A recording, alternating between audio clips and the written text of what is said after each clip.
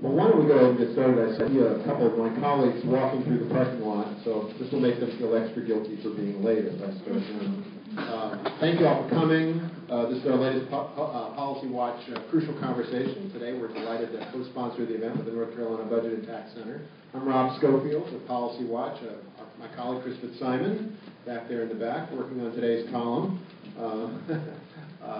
Clayton Hinkle, our communications coordinator, checked in. Ricky Lung, our new media director, is actually going to be streaming this on the internet, we think, as the event goes on today.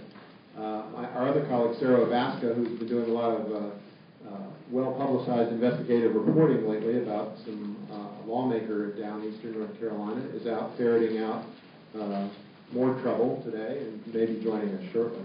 I want to thank you all for coming. There's Melinda Lawrence, the director of the North Carolina Justice Center, our parent organization, just walking in. Today's luncheon is obviously the latest in a series of luncheons on events from taxes, the death penalty, healthcare reform, education, climate change, you name it. If you've not already read our newsletters, I hope you'll visit our website, subscribe, ncpolicywatch.com. You can also participate on our blog. We'd love to have more commenters on our blog, The Progressive Pulse, which is pulse.ncpolicywatch.com. Our topic for today is a very important and timely subject. We've entitled it Economic Development Subsidies, What the Record at Home and Abroad Tells Us About Spending Public Dollars to Grow Private Business. Obviously, I'm not going to tell you that this is a controversial and timely topic. Just last week, we read news reports here in North Carolina about yet another mysterious new economic development project slated for the southeastern corner of our state. They're calling this one Project Soccer. And the article included several quotes from public officials telling how essential the project would be and how important it would be to spend public money on it.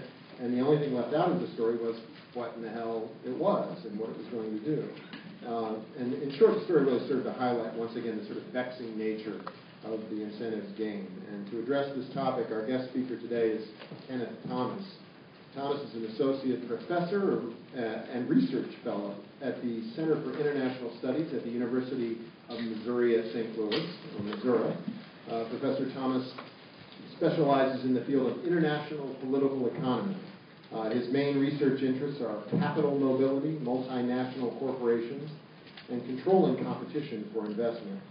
His first book, Capital Beyond Borders, the States and Firms in the Auto Industry, 1960 to 94, was published in 97. And his second, Competing for Capital, Europe and North America in a Global Era, was published in 2000. The latter book included the first ever estimate of total state and local subsidies to business in the United States. In 2007, he was the Canada-U.S. Fulbright Scholar in North American Politics and Society at Carleton University in Minnesota, studying, is that right? Is that the one? No, that's Carleton College. Carleton, of course, studying Canadian efforts to keep provinces from using subsidies to induce the relocation of investment. And his third and most recent book is Investment Incentives and the Global Competition for Capital.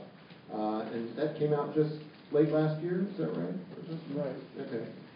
Here's a description of the book from the website. The battle of national, state, and local governments to attract investments has been a high priority for decades. For example, U.S. state and local governments give almost $50 billion in location incentives and over $70 billion in total subsidies annually. Developing countries often pay even more for investments, despite the fact that they are less able to afford to do so. Using case studies from around the world and at all levels of government, Thomas shows that investment incentives are rarely a good policy, especially for countries lacking education and an infrastructure.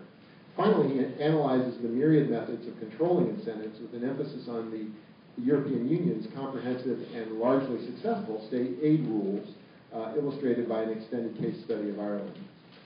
In addition to being an accomplished author and molder of young minds, Professor Thomas is a blogger, a sought-after public speaker and consultant, and we're flattered that he's worked us into his schedule, and it's a delight to have him. So please help me welcome Professor Thomas.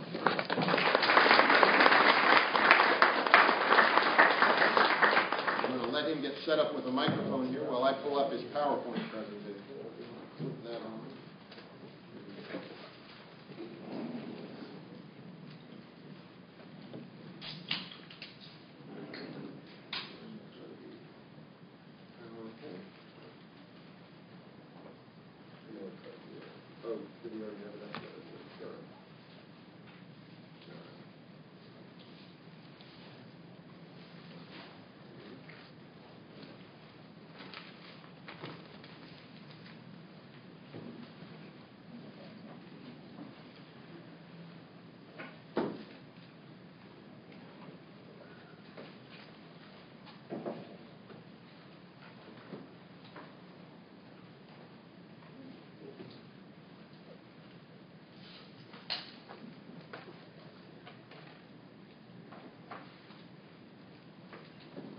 Okay, great.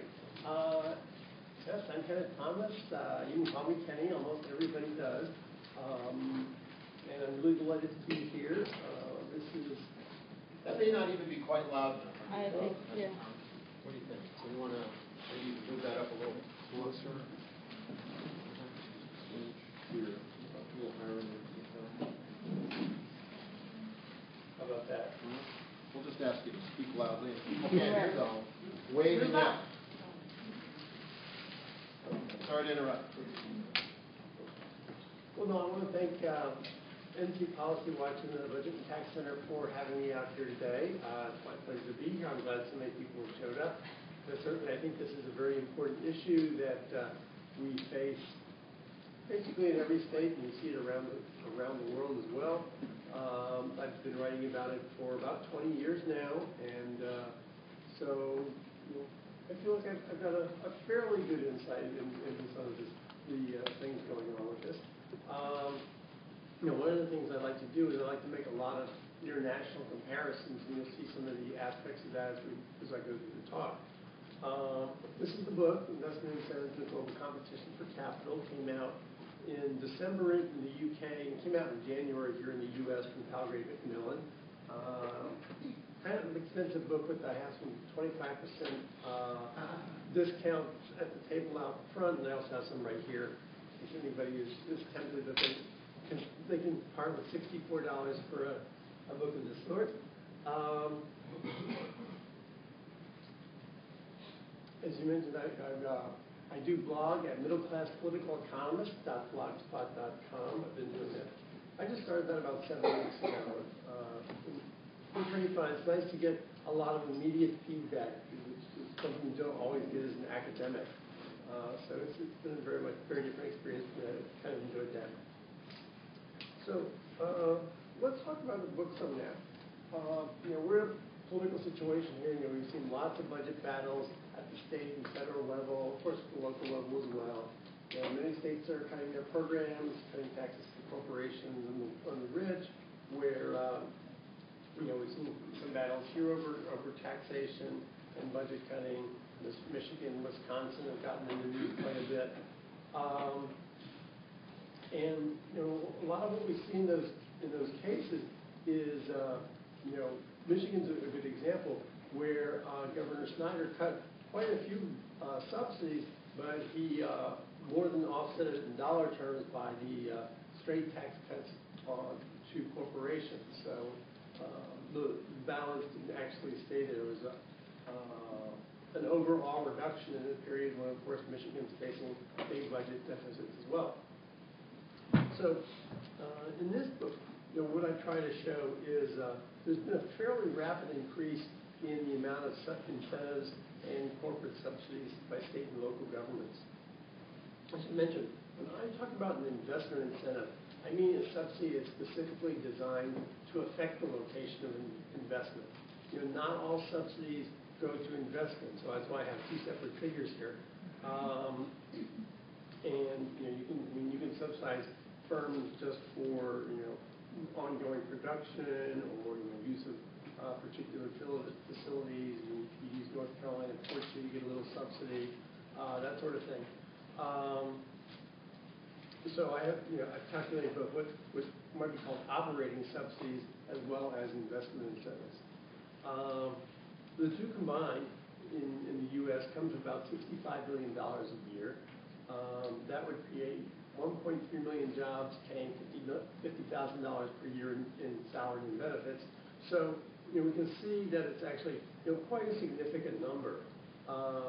In fact, according to data from the Economic Policy Institute, I think so, the total amount of state budget deficits that were being faced, this current fiscal year, only came to a little over $100 billion. And so about, this is a state and local figure, the $65 billion. So maybe half of that, maybe a little more if you want to argue that some of the programs are worthwhile. And I certainly don't think all subsidies are bad policies, but they have a lot of hurdles to overcome before you adopt one, is my view. And I'll talk about that a little more in a minute. So, but, even if you say, $25, $30 billion at the state level, we're talking essentially 25 to 30% of the entire budget deficit that states are facing.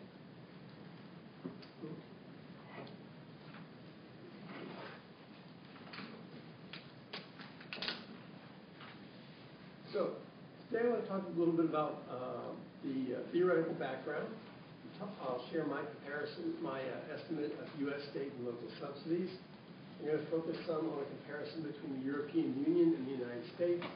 The European Union has comprehensive rules on what they call state aid, which we would call subsidies, and how that's worked over time.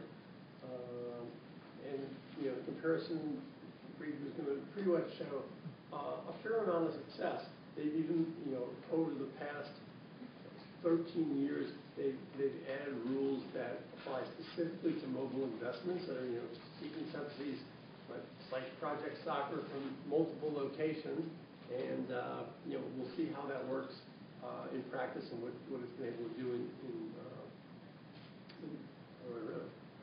how it works in practice and what its results have been. Another good idea would be a ban on piracy or poaching, as it's more often called in Canada, which has a mixed record. Australia has some pretty good rules on it. Various U.S. states have tried to have no piracy, no raiding bans, if you will. And then Canada has a code of conduct on incentives, and the U.S. ones fell apart. Canada's has been breached fairly often, but pretty small numbers compared to what sort of raids were in place when Canada adopted the Code of Conduct on incentives in 1994. So, in my book, Competing for Capital, really, I laid out the theoretical argument that still underpins my work, which is that governments need investment, right? You don't have investment, there's no tax revenue that gets generated, there's, you want to be elected, you want to have good macroeconomic outputs. And at the same time, companies can locate in multiple jurisdictions, so they're mobile, as I usually refer to it. And so that pushes states into competition for investment. The book introduced European Union state aid policy to the U.S. audience, which is also the main difference between what we call competition policy here, which mainly means antitrust policy, and what the Europeans call it, which means antitrust policy plus controls of government subsidies that can affect how the market works. I analyzed, obviously, whether state aid policy could constrain investment competition, but there was a lot less data available to work from.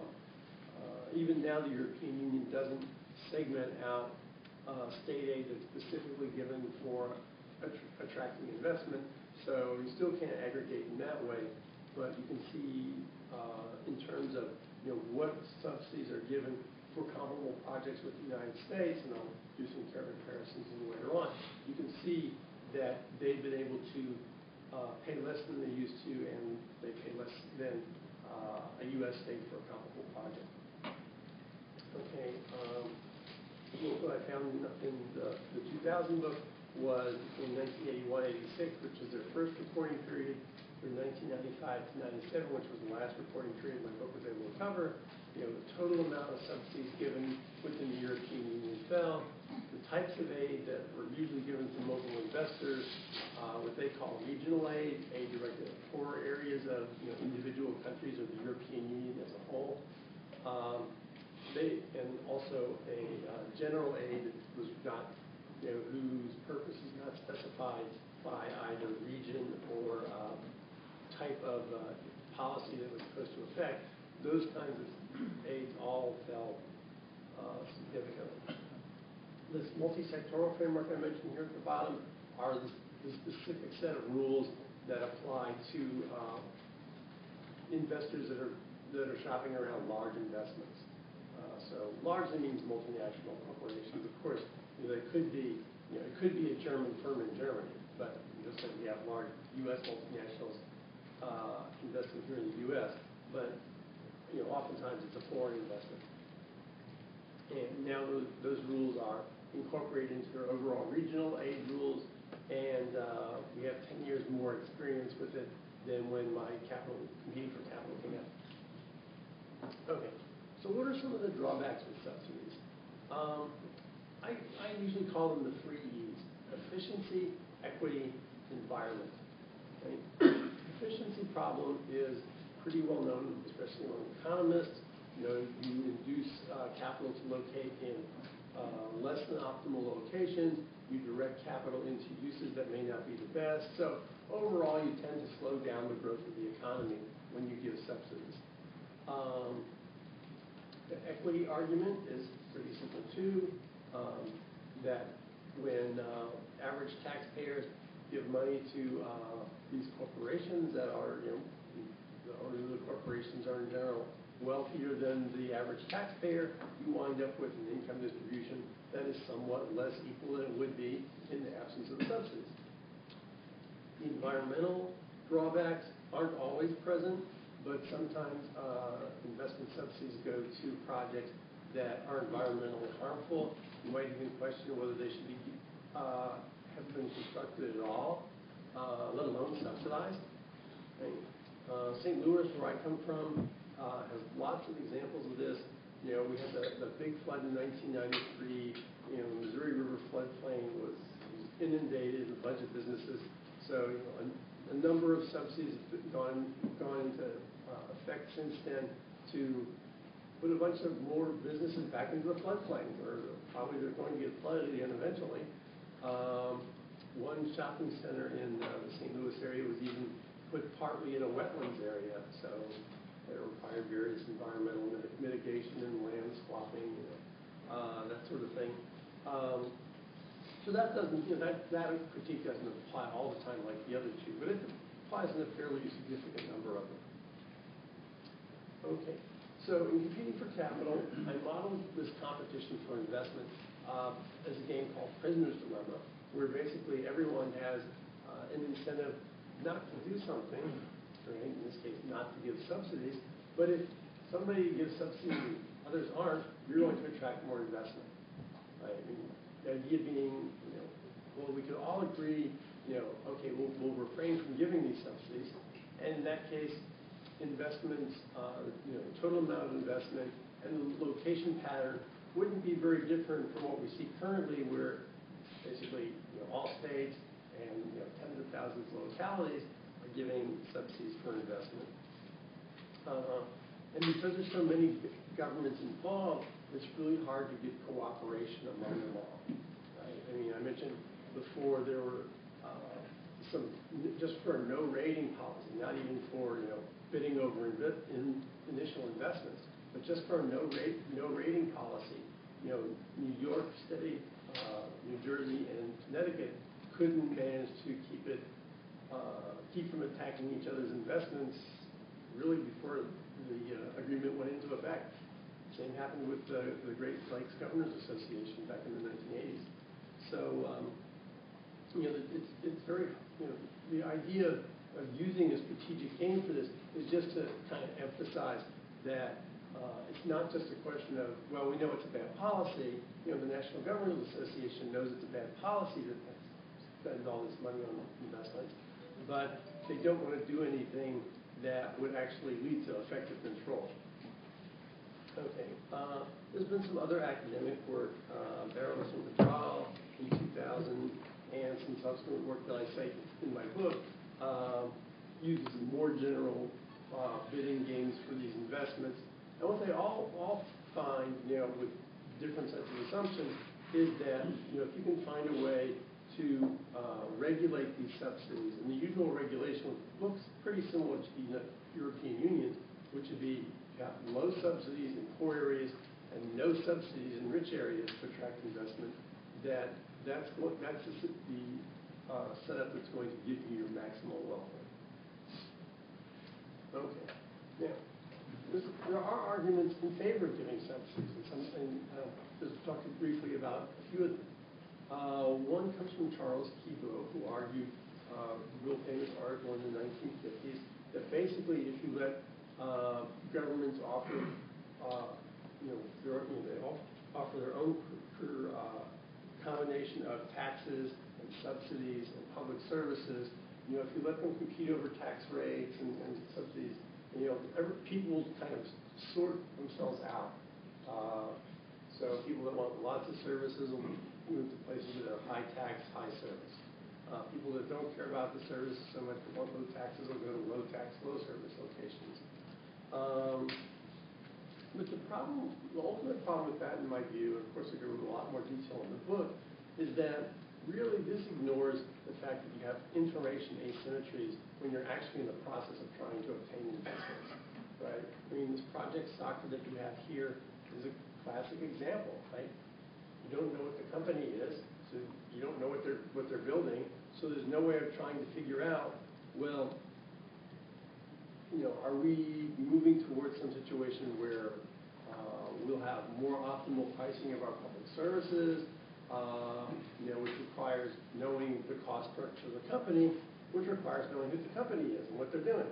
So there's no way that you know, the state, you know, North Carolina in this case, could get away from this information asymmetry, which, you know, is almost certain to increase subsidies over which you'd have to pay in the absence of that sort of situation. Another argument you hear is that sometimes investments that will be socially desirable aren't going to be privately profitable. And in theory, that should be true. But the problem is it's very hard to identify cases where that really is true. And we see a whole lot of what economists call rent seeking, where companies try to get essentially super profits for a particular investment, and you know they've managed to see that the site location process itself is a new area where they can generate rents, because governments, you know, all over the world, not just the U.S., are happy to give them the money. So you know, so you have whole site location industries, consulting industry spring up. You know, all sorts of firms that'll tell you, you know, you're likely to get such and such an amount from this government, and you know, we can compare their cost structure for you, and you know, they have lots of information on, you know, the cost structures of different locations, and on, you know, even the political leanings of individual political leaders if necessary. And you know, so that's another thing that contributes to the information asymmetry I mentioned before. So in this new book, I go back to actually some pretty old theory on multinational corporations a little bit, and you know, talk about multinational corporations as, you know, being designed to create monopoly rents and, you know, take advantage of those monopoly rents. And so I think, you know, location theory really needs to incorporate that sort of rent seeking and questions of bargaining power into it.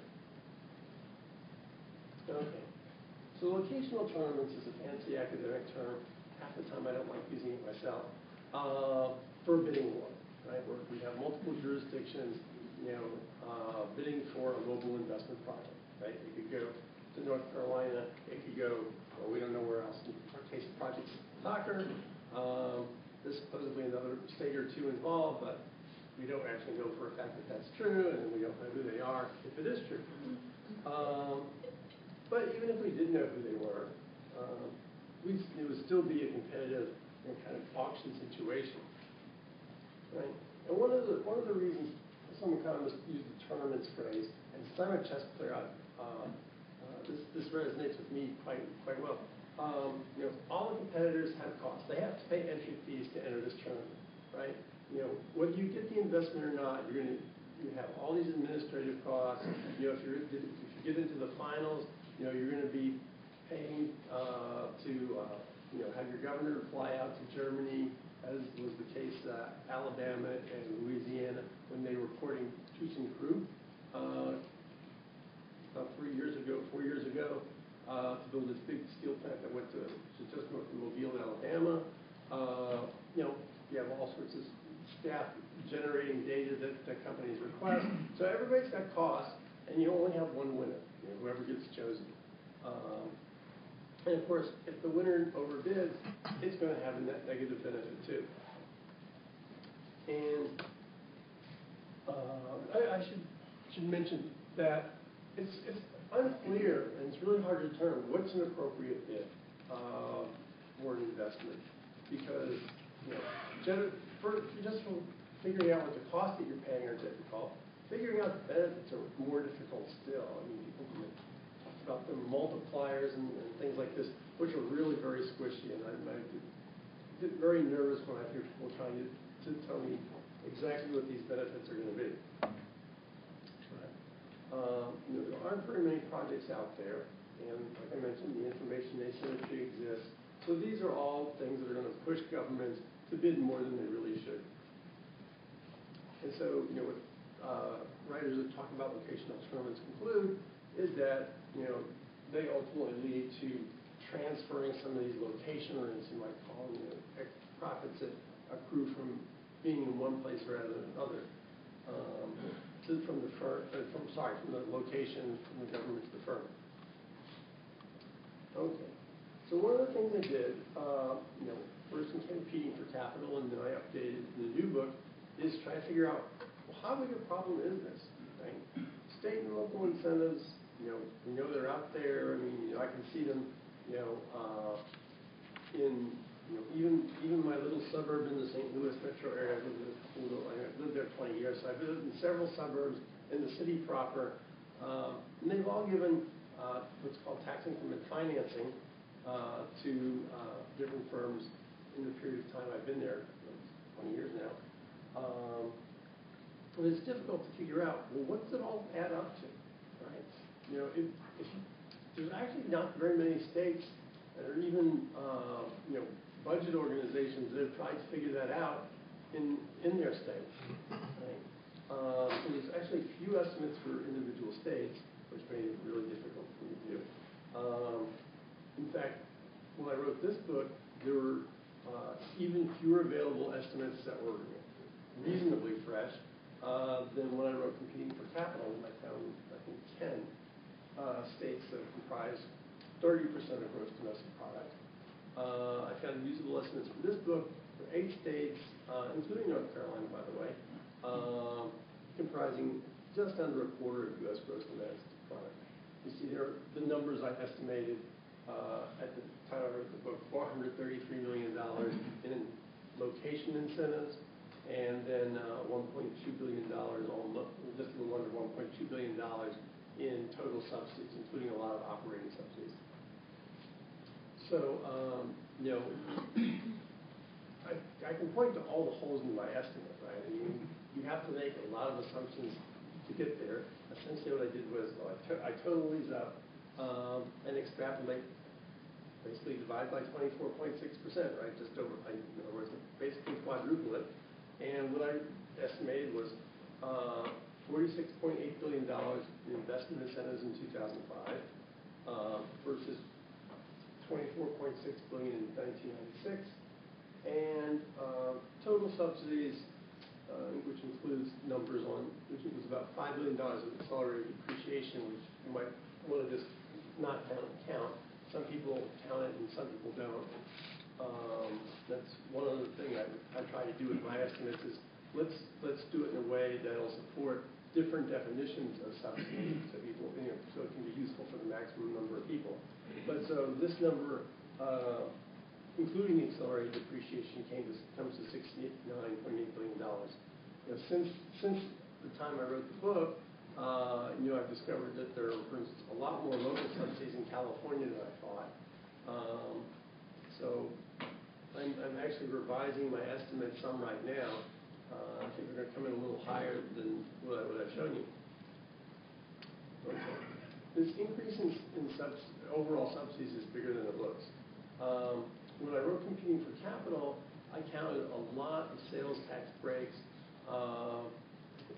that really didn't discriminate between businesses very much. Like Minnesota had sales tax breaks for general business services. I counted that as a subsidy. And nowadays, I'm a little more persuaded that really general breaks aren't a subsidy, shouldn't be counted as a subsidy. So my $69.8 billion is, I think, more tightly focused than the previous one was. So the actual increase is bigger. I think, doubling of incentives over the last 10 years really gives us a better sense of how much incentives and subsidies have increased. Okay, I already mentioned appreciation. Okay, so $50 to $70 billion is a lot of money. I already mentioned how many jobs you could support on $65 billion. That's a number without accelerated depreciation. The idea of trying to do something about this occurred to lots of people, right? You're in this room, obviously, among other places. I mentioned the National Governors Associations know that it's a problem, but they don't want to do anything about it. They don't want the federal government to keep them from doing things with giving subsidies. But here's some examples from abroad. Right? Australia has what they call an Interstate Investment Cooperation Agreement, and that commits 5 of the 6 states. Queensland doesn't want to take part in it. They say we're not going to do anything that's going to stop us from getting jobs, even if it means we're going to get the jobs from the state of Victoria or New South Wales or whatever. But the rest of the states and Australian Capital Territory and Northern Territory all agree we're not going to take investments from other states. We're going to cooperate when a company is trying to shop around among us and tamp down the bidding war. Which the National Governors Association asserts, well, states have the right to do that. Well, of course they do, but they don't actually do it much in practice that I can tell. Whereas there's some documentation in Australia that states do make those kind of consultations, which is probably easier when you're only talking about 5 states rather than 50. Okay, in Canada, the Code of Conduct on Incentives is a similar no-rating agreement, but it's legally binding. I've got an article coming out next month in the Journal of Canadian Public Policy that's based on my Fulbright research, where I show that there's still violations of this going on. New Brunswick used to do it. Nova Scotia currently does. Quebec does a little bit of it. Ontario, Prince Edward Island got a couple. They're really, some of these projects are like single-digit jobs even. The largest is 95 jobs. Back in 1994, when the Agreement on Internal Trade that the Code of Conduct is a part of was signed, we're seeing subsidized relocations on the order of 900 jobs, 1,200 jobs. So it was definitely a bigger problem than it is now. Like the most important example from overseas, though, comes from the European Union. And the European Union's aid guidelines have some important characteristics. First of all, they specify a maximum amount of regional aid that you can give in any area within the European Union. So if you're some prosperous place like Paris or London or whatever, you can't give regional aid to companies at all. You go to the west of Ireland, you go to Sicily, you go to the Eastern European new member states, you can give a lot more. Like in Poland, you can give up to 50% of the value of the investment for small projects. Okay? For big projects, right, is the MSF, multi-sectoral framework. The original version of it was passed in 1997, came into effect in 1998. The original version of it did not reduce the maximum amount of aid that large investments could receive. But when they evaluated it and put a new version in that came into effect in 2002, they cut aid sharply. Right? For the first 50 million euros of investment, you could get the maximum aid relevant for that region. Okay? Between 50 and 100 million euros, you can only get 50% of the maximum aid amount. Above 100 million euros, and anything above 100 million euros, you can only get 34%. I don't know why they just call it a third, because that's clearly the intent, but 34% is the usual maximum. So that actually cuts pretty significantly in what you can give for really large investments. And when you think about, automobile assembly plants, easily be talking about a $1 billion investment, which is, I don't know, 650 million euros, depending on the exchange rate. So it's pretty, pretty far above this 100 million euro mark where you get cut down to 34%. So I wanted to ask, well, does this work? I mean, because obviously, the European Commission puts a lot of effort into monitoring subsidies. They have to receive all these subsidy notifications.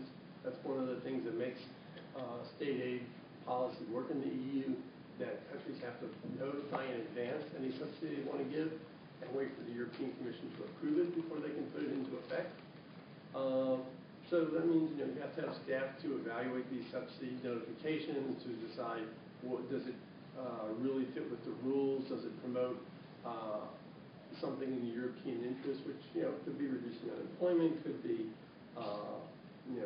most commonly it's either pollution control, and we've got a lot of tax rebates for cutting greenhouse gas emissions, and carbon tax is partly rebated that they have there, and then also for attracting investment to poorer regions.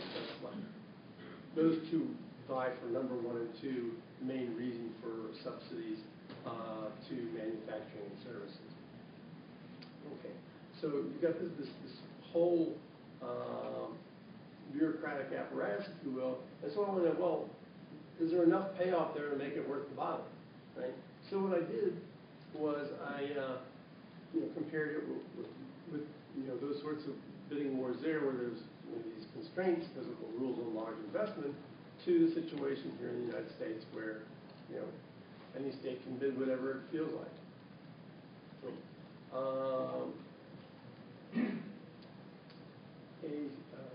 Fiona Wishlade at the European Policies Research Center at the University of Strathclyde did one comparison of this using some lists of the top 25 largest incentives given in the European Union with the list compiled by Good Jobs First and the top 25 European incentives given here in the U.S. And one thing that the U.S. doesn't do, and the press doesn't do very often, I've been encouraging reporters when I talk to them, is what's the present value of it, right? You tell me, oh, okay, well, Dell's tax breaks over 30 years are going to equal $200 million, or whatever it was, right? Well, the tax break in 2037 doesn't have anywhere near the value of the tax break in 2007 for the same amount, nominal, right? So the present value calculation, trying to figure out, well, what will we have to pay today to generate this stream of payments is a better way of approaching it anyway, and that's what the European Union does when they calculate it. And so, like I said, I'm interested in international comparisons. I want to compare apples for apples. So I updated the list that Good Jobs First developed, and worked out the calculation of the present value of the subsidy packages, which basically going into the press reports and figuring out, okay, we've got a state tax break that goes 10 years. We've got this local tax abatement that's 20 years, and so you have different discount rates. Not different discount rates, but different periods over which you discount.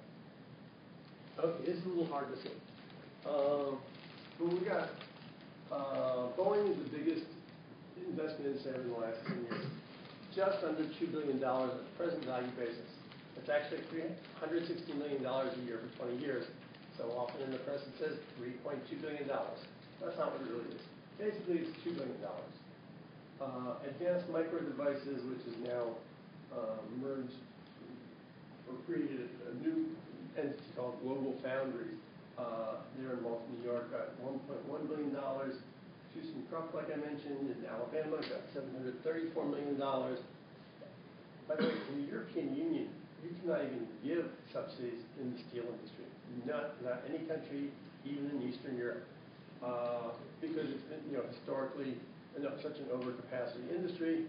The European Commission completely forbids giving subsidies in that entire area, whereas in the U.S., no rules, $734 million.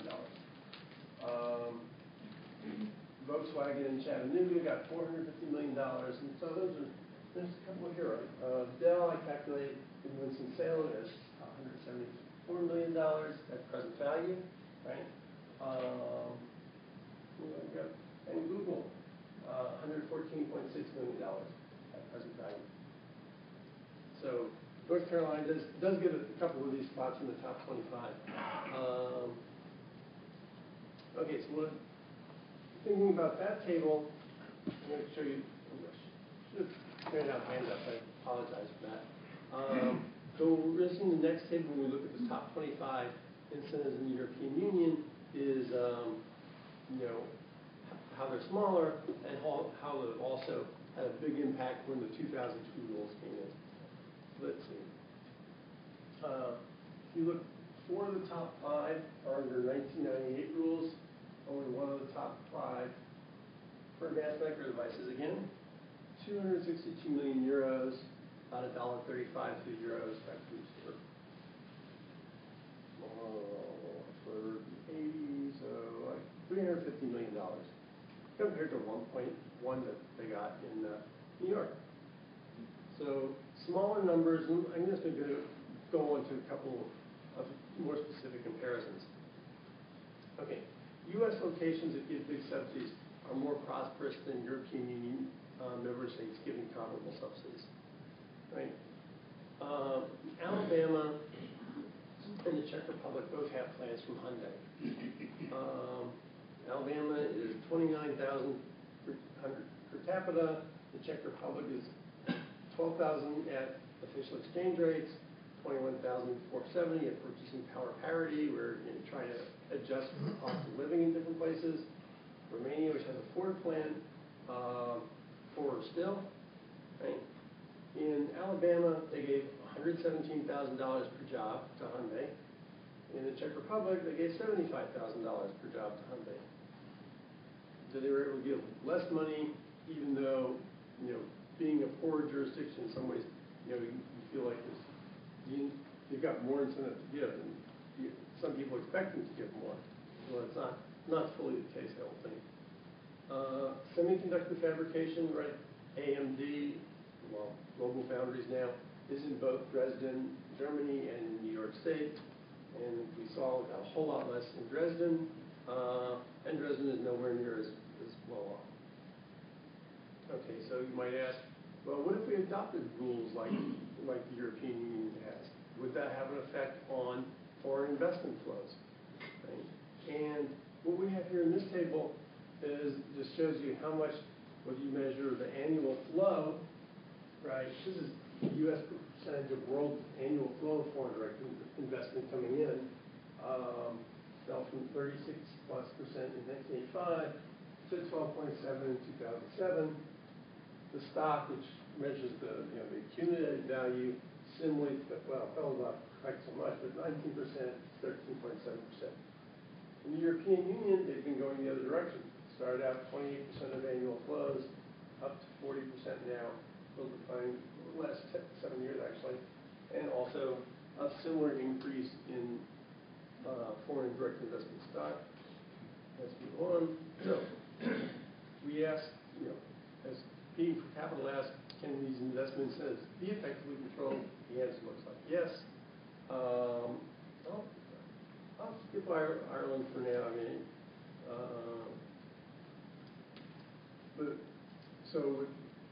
I think what we see is some important lessons from the European Union in terms of transparency, for one, in terms of some specific ideas for substantive rules on how we might control incentives, and on the need for some kind of centralized monitoring and enforcement of those rules. Okay, so I think here we need to push for more transparency. North Carolina is relatively good. Once the subsidies awarded, at least, right? Not here yet at the Project Soccer point stage, but once they actually give the subsidy, we'll have a much better idea here in North Carolina, finding out what exactly was given in a lot of other states. In Good Jobs First rankings, North Carolina comes up pretty well.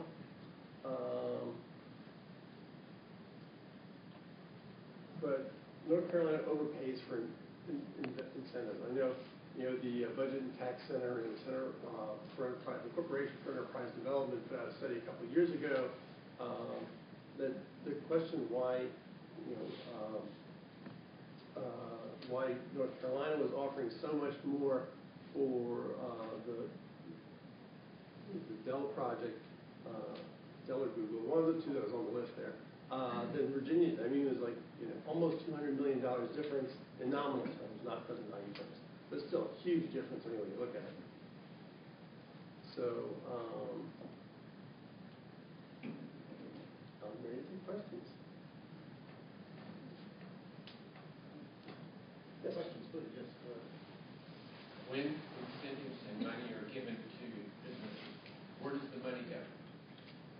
Well, ultimately it goes to the bottom line of the business. One of the things I show in my book is that advanced micro devices never made anywhere near as much as $1.1 billion in any single year. Right? I mean, if you look even at the previous 10 years of its total profits and losses, that $1.1 billion it received outweighed all of that. And so without it, AMD would have been, would have lost money the entire 10 years prior to, when it invested in upstate New York. So, for a lot of companies, it's built into their business model. How many of these companies actually stay in business after they're given the incentive? I don't have an exact answer. I mean, certainly there's a number of cases have been documented where subsidies end, they're gone.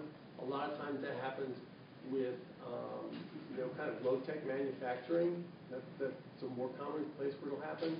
A company like Intel, not as likely to happen. It's so capital intensive. They put a lot of money there. Right now they've got this kind of ongoing dispute with the European Union because they've invested quite a bit in Ireland, and the last time they wanted to invest in Ireland, the European Union wouldn't let them have any subsidies because there's a huge investment, so all those rules cut it down. And in fact, it's in an area of Ireland that's gotten so prosperous, they're really not even eligible for subsidies at all now. And Intel being the dominant producer in semiconductors, that's a negative factor in those regional aid guidelines as far as assessing how much you want to give. Yeah. One of the obvious things is that if the company can move, it can move again. Mm-hmm. If it's not locked into a place. And one of the reasons for giving these subsidies so the company will come to your area is that it will improve your infrastructure. You may have to, you will then persuade your local taxing authority to put more money into roads or to build a sewage disposal plant or do those other kinds of things. In North Carolina, that was true. Mm-hmm. But of course, that then pushes onto the public in a very direct way the whatever profit they might get, profit so to speak, in the form of taxes from a company coming in. Mm-hmm. Does the EU, or is it all so heavily developed already that that's not such an issue? It isn't certainly in the eastern part of Europe. Well, part of their regional aid guidelines in the European Union, have rules that you have to make a 5-year minimum commitment to stay at for a particular location, right? There's automatic clawback of all the subsidies if you don't stay for 5 years. Mm-hmm. North Carolina does fairly well on clawbacks. I mean, a lot of the subsidies are backloaded. They got better at it. Yeah, got that one. Like I said, North Carolina's policies are pretty good, but their bids really seem out of whack to me. But yes, there's a 5-year requirement in the European Union, and clawbacks, and well, I guess my real question is, do those areas benefit from that company being there? Suppose they stay the 5 years and then move on to wider fields of endeavor. But does that actually provide them with anything positive? Well, to the extent that you've got infrastructure that stays behind or job training that, stays with the workers who are there, there would be long-lasting benefits. The question again is, how do you figure out how much to pay for them? And who's the next person coming in? Maybe they don't need that skill set. Right. I just had a question on whether the European framework includes local source hiring requirements, or whether you see a lot of kind of transfer of individuals to follow the jobs that are subsidized from some of the areas. I know they don't. They couldn't have first source hiring because in the European Union, the citizens have the right to work anywhere in any country, right? That you can get a job. So in fact, I actually have dual Irish citizenship, so I can work anywhere in the European Union theoretically. But basically, I can really only work somewhere where I can do it in English, right? Because my French isn't that good, and I don't speak any other languages. So, geographic mobility of workers is smaller in the European Union than it is in the United States. But so you don't have first source hiring. What was the second part of the question? That was just in English. But I know that there's no restrictions as far as when companies can hire workers from other countries to locate in another country. But so as part of the agreement, so they're not even allowed to have say they're having a project in Southwest Poland where people in that area have first chance to apply to those jobs.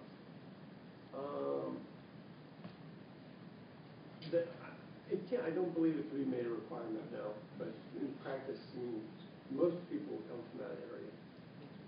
What about broader issues of job creation, number of jobs, quality of jobs, salaries? Are there any restrictions, or do the incentives tie in any way to either the number or the type of jobs that are being created?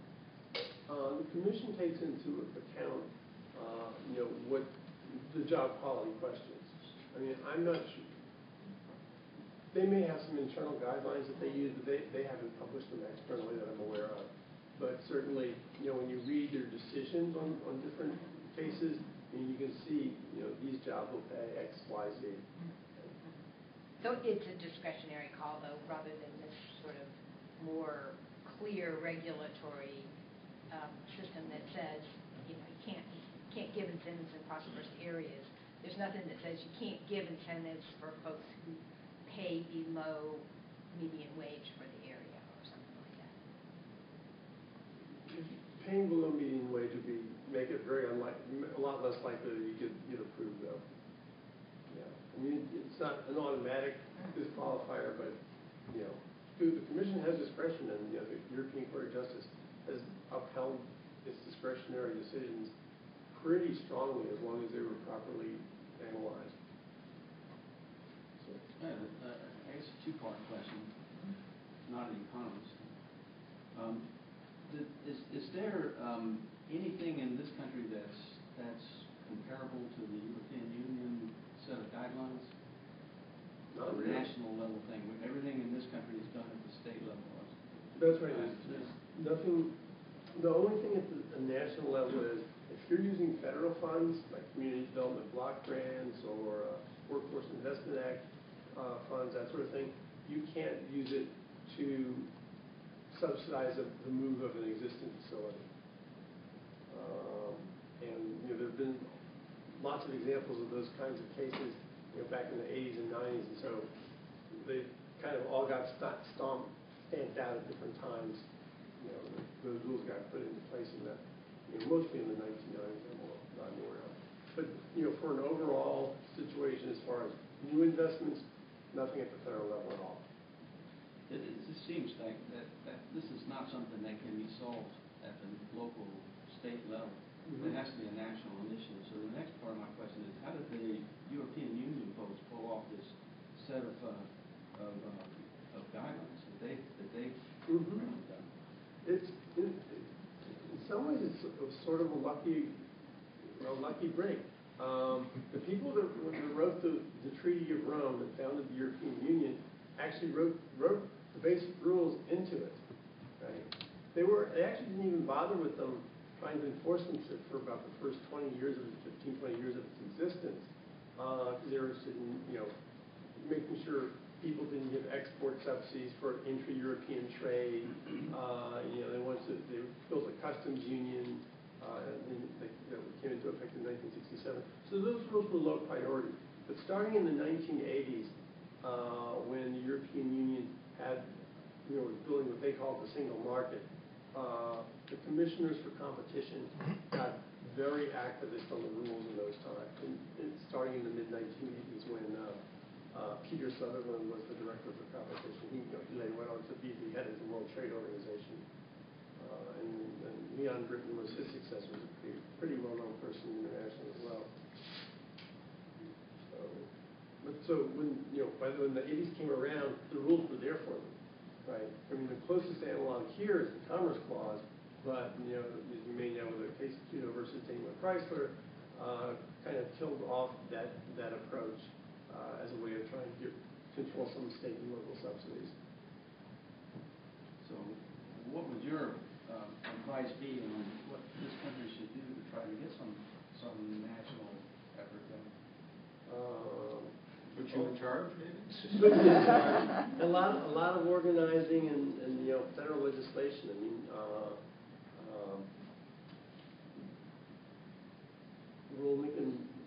Melvin Bernstein, our Rolnick and Melvin Bernstein at the Minneapolis Federal Reserve Bank came up with specific proposals on how Congress should end the war between the states back in 1994. I think it was published. Is there anything either at the European Union level or here in the States where need for capital investment by the government is a factor in considering whether public money is given to these corporations? Yes. You do have to show to the satisfaction of the Commission that the money is needed to actually make the investment happen. That wouldn't happen without the government money. That it advances a European interest and not merely a national interest. And there's also, if you think in terms of the differences in aid maximum, that also pushes capital towards localities that need it more. But maybe you're mainly thinking in need in terms of, like what typically we call the but-for clauses. Right? So that exists too to some extent. Kenny, you're a political economist. Let me ask you a political and an economic question. Okay. From an economic standpoint, who are the real injured parties in the arena of incentive? Number one, an incentive deal goes down. Who's losing? Two, why do they have so little effect in the political process? Ooh, that's a lot of big questions. Well, I think, taxpayers as a whole lose out. So you have transfer of wealth from their tax dollars via the state to the company involved. You can imagine a system where if these subsidies weren't allowed, the money wouldn't get transferred. So they're losing out. Why they've had so little effect on the political process is because, one theory would certainly be, well, you have this situation of concentrated gains versus diffuse costs, and that makes it very hard for organizing among the people who are, the ones that are harmed. Whereas, individual companies, they know what they want, they know what they need. So it's a lot easier for them. Obviously we have these information asymmetries like I talked about. Again, Project Soccer is a great example of one. So as the gist of it, it comes down to for you is that North Carolina could conceivably benefit from incentives, but it needs to be targeted to lower wealth areas. That's what we need to do. We need to stop paying so much for them. Essentially, this European model presents an opportunity to control the cost of incentives and to focus them in the areas where they might actually do some good and what's most needed, and it's not such a complete handover. Right, yeah, I mean, of course, I know where, North Carolina's tried this a little bit, the Billy Lee Act incentives, Right. Article 3J incentives, have the tiers of counties. But, there's always a pressure to, let's kind of expand the limits, right? I mean, it's all I see here in North Carolina. You can see it a little bit in the European Union. I've seen some studies like that.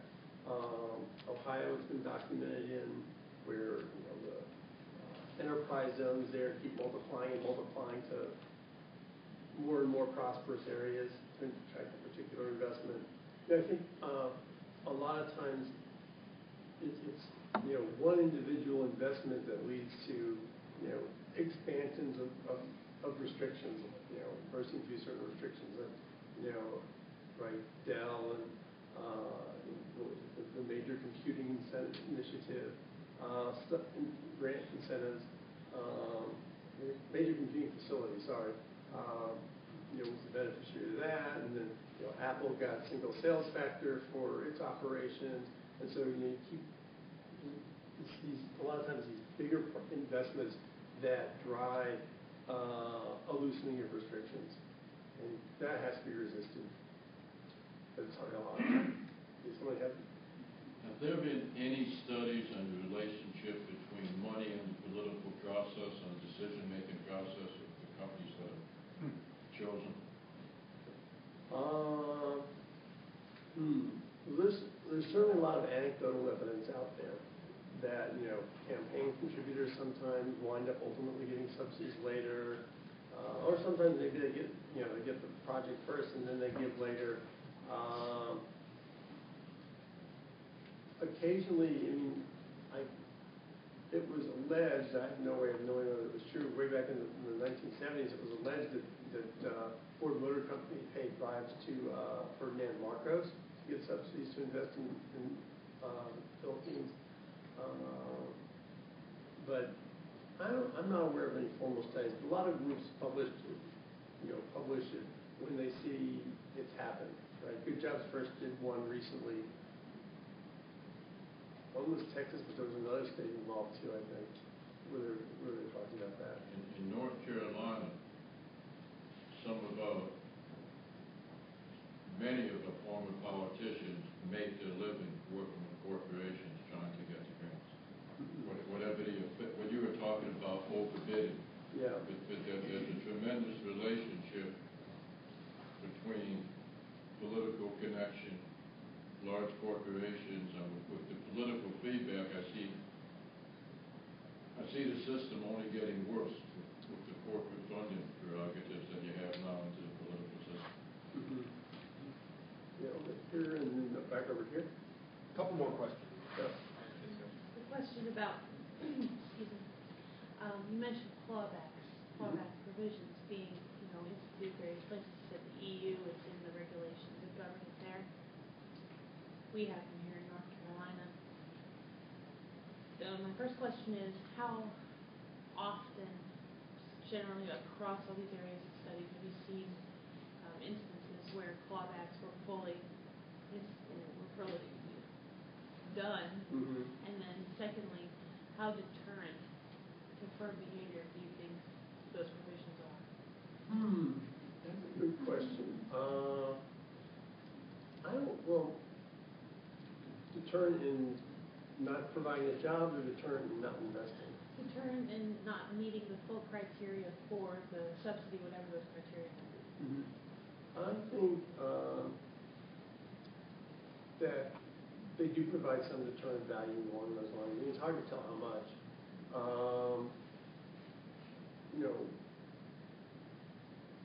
One case isn't exactly a clawback situation, but one I wrote about in the trade. When the U.S. and Canada signed the Auto Pact back in 1965, the Canadian government signed a bunch of side agreements with various auto producers and required them to maintain certain levels of production. And if they fell below that, there was all sorts of trade benefits. And I know that Ford decided to put an engine plant there in 1978 in Windsor, Ontario, specifically because they thought they were going to fall below the production requirements. So that's kind of analogous, because they would have lost all sorts of benefits if they hadn't maintained enough production. The auto pact was eventually declared against these World Trade Organization rules, but that was many years later. So, but anyway, as far as being fully used, you know, a lot of European countries already use them. Like I mentioned Ireland. You know, Ireland, it's routine that things get clawed back. There's clawbacks, right?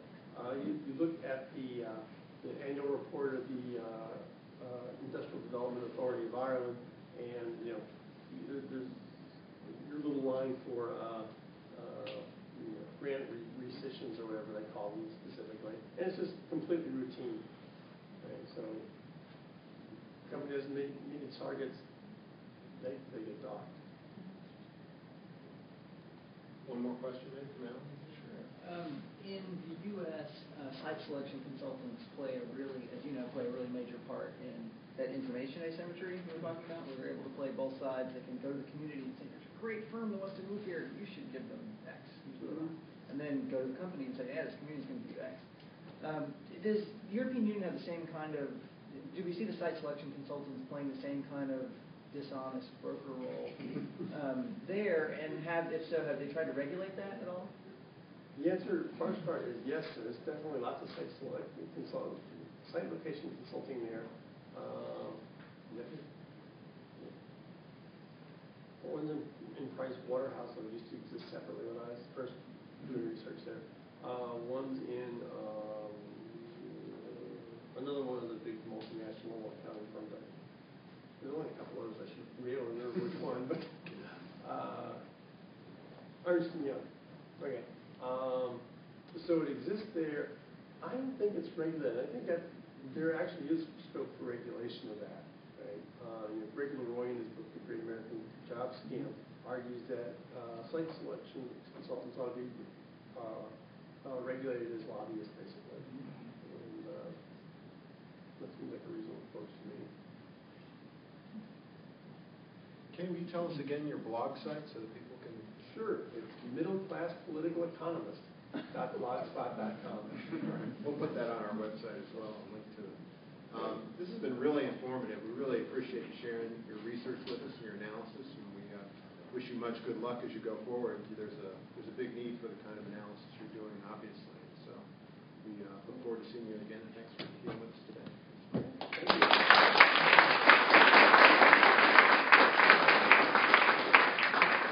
We're looking at September 29th for a crucial conversation on the issues surrounding mental illness in our state and the housing of the mentally ill in adult care homes. So that's a very hot topic these days.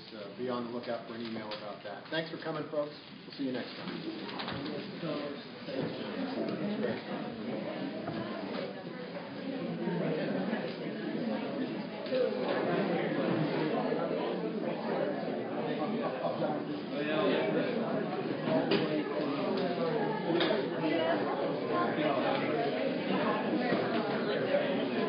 Thank you.